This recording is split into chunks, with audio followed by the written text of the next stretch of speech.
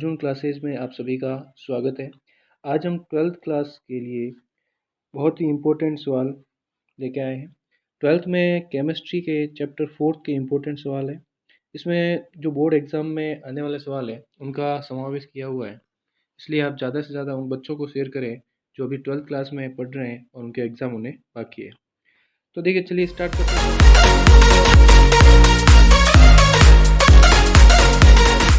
हैं। इसके अंदर अभी 6 सवाल हैं, आगे और भी सवाल आएंगे, इसलिए आप चैनल को सब्सक्राइब करें और बेल आइकन को दबा दें ताकि नए वीडियो आने पर आपको सबसे पहले पता चल जाएगा। तो देखिए, सबसे पहला जो सवाल है वो है प्रथम कोटि अभिक्रिया के लिए समाकलित वेग व्यंजक का सूत्र स्थापित करो। अब प्रथम कोटि अभिक्रिया के लिए अगर हमें सूत्र स्थापित करना है तो पहले हमें मानना पड़ेगा कि कोई अभिक्रिया है। तो देखो, सॉल्यूशन के अंदर आपको दिख रहा है सामने कि माना एक अभिक्रिया है जो प्रथम कोटि की, आर यहाँ अभिकारक है, पी यहाँ पे उत्पाद है। तो किसी भी अभिक्रिया के लिए जो वेग होता है, तो वेग नॉर्मली इकाई समय में अभिकारक की सांद्रता में कमी या उत्पाद की सांद्रता में परिवर्तन ही उसका वेग कहलाता है। तो यहाँ पे आपको पता चल रहा होगा कि वेग का फॉर्मूला के आगे माइनस लिखा हुआ है। ये माइनस यहाँ पे क्या दर्शा रहा है, अर्थात अभिकारक की सांद्रता में समय के साथ क्या हो रही है, कमी हो रही है, इसलिए यहाँ माइनस दिखाया गया है। अगर उत्पाद लेता मैं तो यहाँ प्लस लिखता। अब देखो, जब भी कोई रासायनिक अभिक्रिया है तो अभिक्रिया का वेग उसकी सांद्रता के समानुपाती होता है। किसी भी रासायनिक अभिक्रिया का वेग उसकी सांद्रता के समानुपाती होता है। तो इस अभिक्रिया के अंदर भी हमने जो अभिक्रिया का वेग लिखा है dr बट्टा dt, वो समानुपाती किसके है, उसकी अभिकारक की सांद्रता के समानुपाती है। अब उसके बाद जब हम ये समानुपाती स्थिरांक हटाएंगे तो समानुपाती स्थिरांक आएगा। जब भी आप समानुपाती का जो निशान है उसको हटाओगे तो क्या आएगा, समानुपाती स्थिरांक आ जाएगा। ठीक है, तो देखो इधर माइनस dr बट्टा dt बराबर आपके आ गया के आर, जहाँ के क्या है, वेग स्थिरांक, मतलब इसका स्थिरांक है। अब हम इस समीकरण का क्या करेंगे, समाकलन करेंगे। तो यहाँ तक सबको समझ में आ चुका होगा। तो जो समीकरण एक का समाकलन करोगे, समाकलन का निशान लगाएंगे। अब निशान लगाने के बाद देखो यहाँ पर आपको ध्यान से दिख रहा होगा कि हमने क्या किया, पक्षांतर किया। सबसे पहले काम आपको पक्षांतर करना है। तो जो पहले माइनस का डी आर बट्टा डी टी था, उधर के आर था, हमने पक्षांतर किया, साथ में माइनस को भी पक्षांतर करना, ध्यान रखना। हमने dt को पक्षांतर कर दिया तो यहाँ से ये भाग से कहाँ चला गया, गुणे में। अब ध्यान रखना, जब भी कोई गुणे से भाग में जाता है तो निशान नहीं बदलते हैं, सिर्फ प्लस से माइनस में जाने पर ही निशान बदलते हैं। तो अब यहाँ पर जब ये dt उधर गया तो आपके यहाँ पे आ चुका है, देखो dt गुणे में, और निशान माइनस का भी आ चुका है। साथ में जो r गुणे में दिया हुआ था कहाँ आ गया, भाग में आ चुका है। अगले स्टेप में क्या किया हमने, इसका कर दिया समाकलन। तो समाकलन करने पर हमारे पास क्या आ गया, ln r आ चुका है। समाकलन करने पर क्या आ गया, ln r, और आपने dt का समाकलन किया तो वो क्या आ गया, t आ चुका है। और c यहाँ क्या है, समाकलन का स्थिरांक है। क्योंकि k तो आपके क्या आ जाएगा, ऐसे कैसे आ जाएगा, सिर्फ हमने समाकलन किसका किया, यहाँ पे dt का समाकलन हो गया तो t आ गया, और c क्या है, यहाँ पे समाकलन का स्थिरांक है। अब बात है यहाँ पर dr बट्टा dt, यानी सॉरी dr बट्टा r, जिसका समाकलन करने पर आपके पास क्या आ गया, ln r आ चुका है।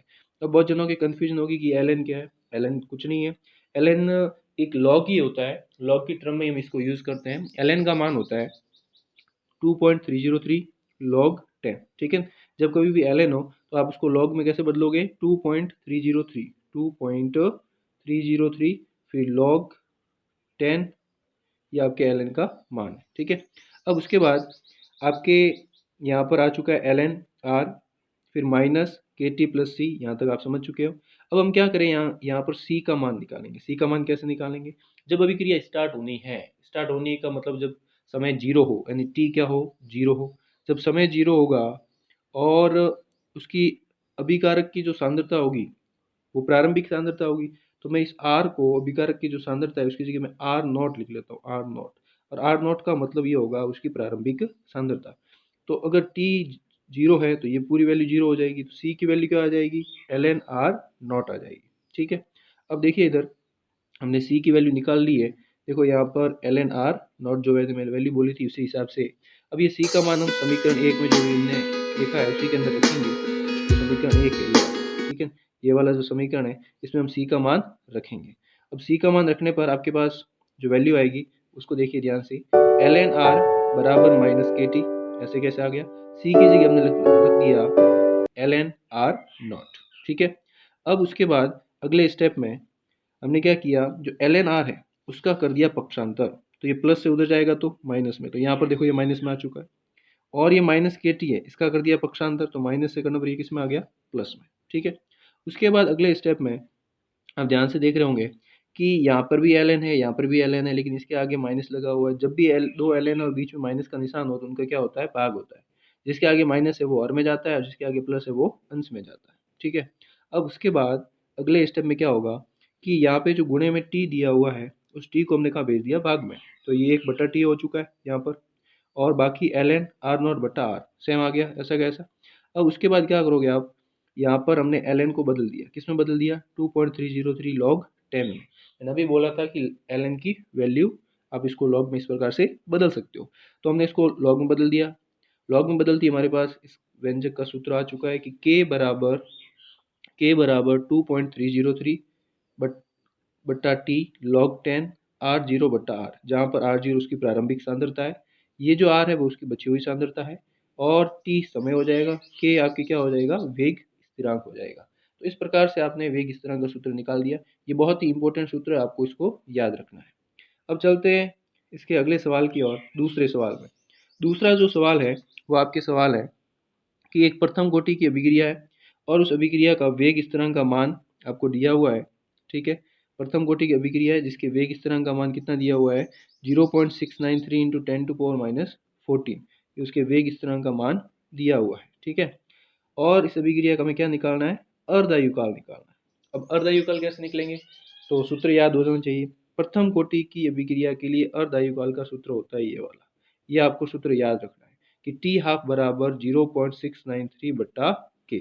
ठीक है, सबको याद हो जाएगा।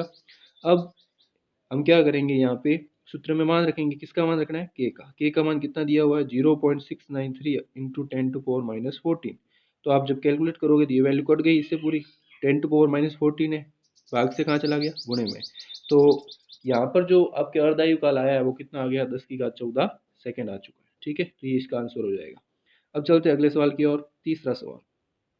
तीसरा सवाल भी इम्पोर्टेंट, देखो मैं वापस बता देता हूँ, ये दूसरा सवाल है बहुत ही इंपॉर्टेंट सवाल है। उसके बाद तीसरा सवाल भी आपके अच्छा सवाल है कि एक अभिक्रिया के लिए क्रिया कारकों की प्रारंभिक सांद्रता 0.4 मोलर कितनी दी हुई है, 0.4 मोलर दी हुई, प्रारंभिक सांद्रता कितनी है, 0.4 मोलर। ठीक है, तथा वेग स्थिरांक भी दिया हुआ है, मोल लीटर इनवर्स सेकंड इनवर्स। अभिक्रिया का अर्धायुकाल ज्ञात कीजिए। अब इस सवाल में कहीं पर भी अभिक्रिया की कोटि नहीं दी हुई है। जब तक हमें अभिक्रिया की कोटि नहीं पता होगी तो उसका अर्धायुकाल भी नहीं ज्ञात कर सकते, क्योंकि सभी अभिक्रियाओं की कोटि के लिए अलग अलग सूत्र होता है अर्धायुकाल का। तो सबसे पहले पता करेंगे, पता करने के लिए आपको क्या करना पड़ेगा, देखिए इसकी इकाई क्या है, मोल लीटर इनवर्स सेकंड इनवर्स।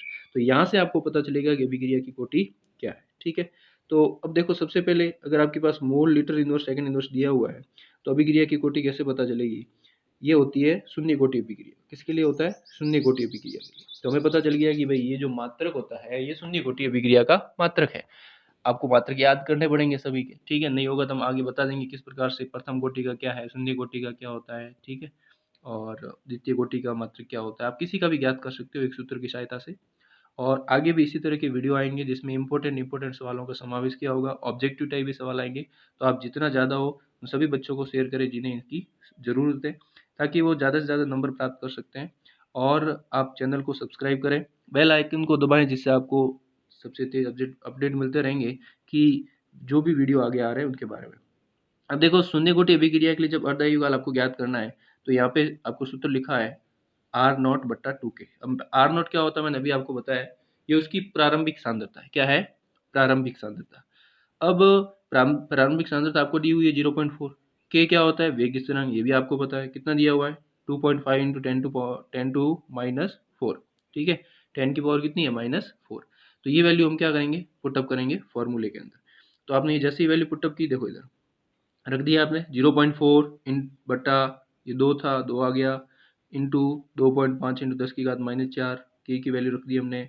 ये जब कैलकुलेशन करोगे आपके पास अर्धायुकाल कितनी आ जाएगी, 8 इंटू 10⁻2। 8 इंटू 10⁻2 का मतलब 800 सेकेंड। ठीक है, तो ये सवाल नंबर तीसरा जो अंकिक सवाल था उसका भी आंसर आ चुका है। अब बात करते हैं आगे अगले चौथे सवाल की ओर। चौथा सवाल आपका क्या है कि अभिक्रिया वेग और वेग स्थिरांक में अंतर लिखिए। तो यहाँ पे जो चौथा सवाल है आपका वो एक थ्योरी मतलब थ्योरेटिकल सवाल है, सिंपल सवाल है, लेकिन ये सभी सवाल जितने भी मैं लिखवा रहा हूँ इंपॉर्टेंट सवाल है, इसलिए कोई भी सवाल को स्किप नहीं करना है। कोई भी सवाल आपके बोर्ड में आ सकता है, पर ध्यान से आपको सवाल को पढ़ना है और जितना ज़्यादा वो मैंने पहले भी बताया है सबको शेयर करना है ताकि सबकी हेल्प हो सके। अब सबसे पहला जो इसमें सवाल के अंदर जो अंतर है वो क्या है कि अभिक्रिया का वेग और वेग स्थिरांक में अंतर क्या है। तो सबसे पहले अभिक्रिया का वेग क्या होता है वो परिभाषा लिख दो आप, कि इकाई समय में किसी अभिकारक या उत्पाद की सांद्रता में हुआ परिवर्तन रासायनिक अभिक्रिया का वेग कहलाता है। ठीक है, इकाई समय में आपके किसी भी अभिकारक या उत्पाद की सांद्रता में हुआ परिवर्तन, परिवर्तन कैसे होगा, अभिकारक की सांद्रता घटेगी, उत्पाद की सांद्रता बढ़ जाएगी। ठीक है, ये आपको ध्यान रखना है। तो ये जो परिवर्तन हो रहा है उसी को हम क्या कहते हैं, रासायनिक अभिक्रिया का वेग।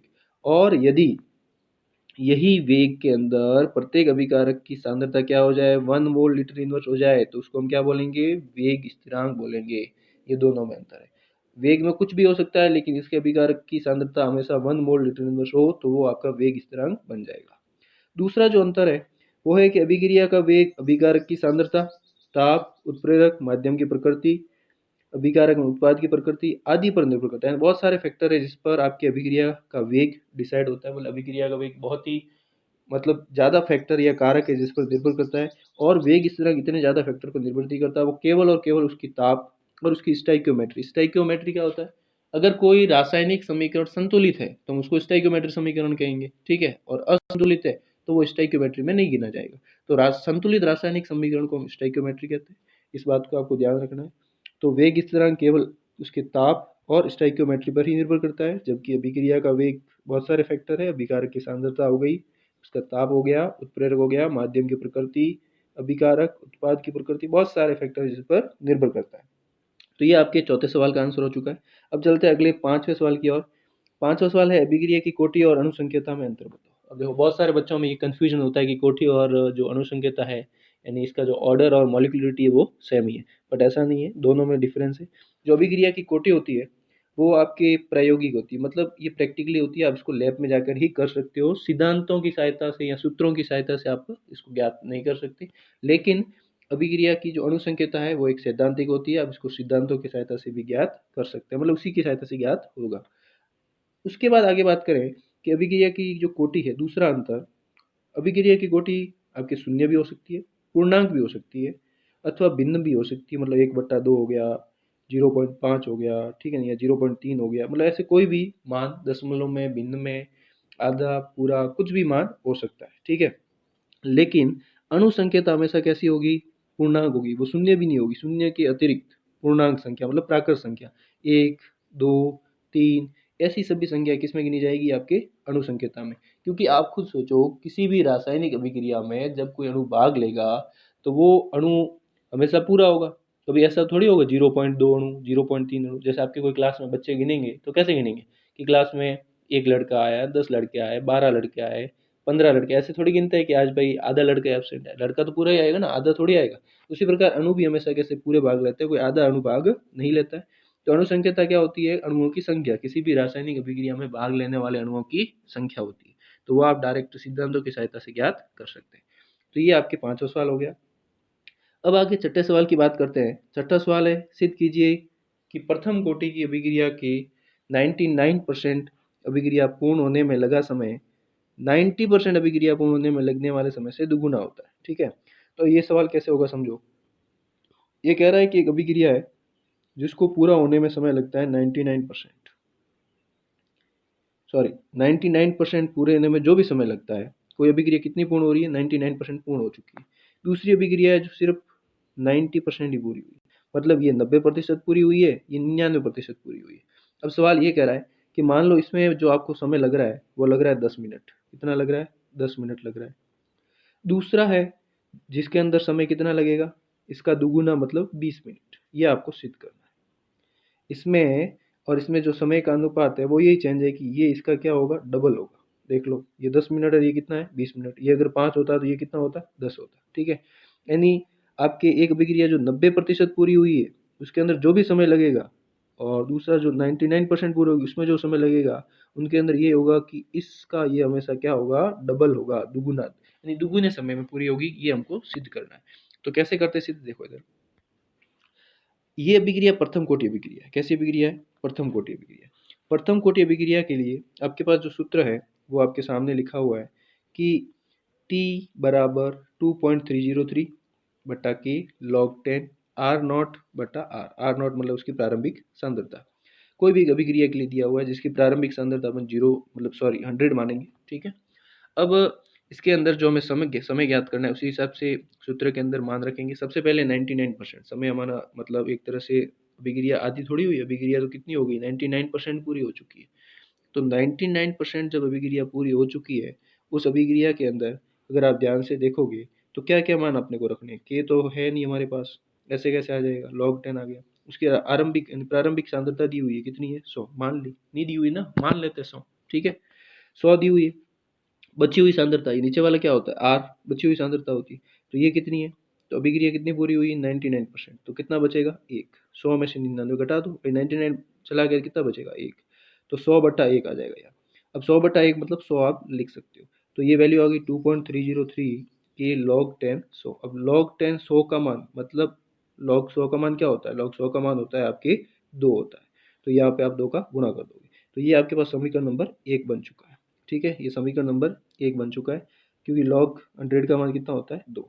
अब इसी प्रकार आप log सॉरी T90 यानी आप 90% वाली अभिक्रिया के लिए करोगे, तो इसमें आप क्या रखोगे, बस यहाँ एक चेंज होगा, बाकी सेम वो का वो प्रारंभिक सांद्रता 100 ही होगी, इसमें 100 में से 99 की जगह 90 घटा देंगे, तो कितना आ जाएगा 10, एक जीरो से एक जीरो कट जाएगा, तो बचेगा क्या log 10, log 10 मतलब log 10, तो log 10 की वैल्यू कितनी होती है 1, तो 2 की जगह कितना आ जाएगा 1, बस यही फर्क है। ये समीकरण नंबर 2। अब समीकरण 1 में 2 का भाग दे दो, ठीक है। समीकरण 1 में 2 का भाग दिया तो आपके सामने ही रिजल्ट पड़ा है, आपके T99/90% बराबर 2.303 बटा के गुणा 2 बटा 2.303 बटा के गुणा 1, तो ये तो पूरा कट जाएगा, ये 2/1 आ जाएगा यानी ये 2 आ जाएगा। अब ये 90% वाला जो भाग में दिया हुआ कहाँ भेज देंगे, गुणे में, तो ये इसके गुणे में आ गया। तो हमें यही तो सिद्ध करना था कि जो 90% अभिक्रिया पूर्ण होती है उसके अंदर जो समय इसके लिए जो समय लगेगा वो इसका क्या होगा दुगुना, तो ये हो गया दुगुना, ठीक है। तो ये आपके सवाल हो गया है, तो इसी प्रकार आगे भी सवाल आते रहेंगे। धन्यवाद।